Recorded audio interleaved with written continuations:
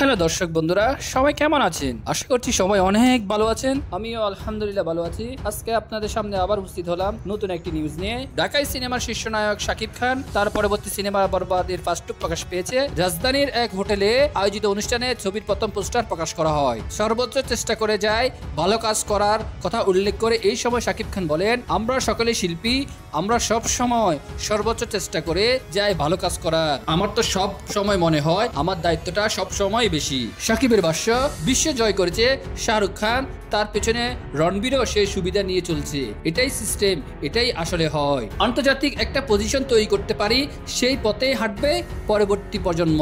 তার কথায় আমার কাছে মনে হয় যে আমাকে না হেরে জিততে হবে, নতুন কোনো পথ বের করতে হবে, যেই পথ চলবে আমার পেছনের সবাই, যেই পথ চলবে সিয়াম। এরপর বলেন, আজকে যে ছেলেটা ইন্ডাস্ট্রিতে নতুন এসেছে, যে মেয়েটা নতুন এসেছে, তার পথ ছড়াটাকে আমি আরো সহজ করে দিতে চাই। প্রসঙ্গত সোহানুর রহমান সোহান পরিচালিত অনন্ত ভালোবাসা চলচ্চিত্রের মাধ্যমে তার অভিনয় জীবন শুরু করেন। তিনি সুপারস্টার কিং খান ও ডালিউড কিং হিসেবে সম্বোধিত হন। তিনি বাংলাদেশের সবচেয়ে বেশি পারিশ্রমিক প্রাপ্ত অভিনেতা।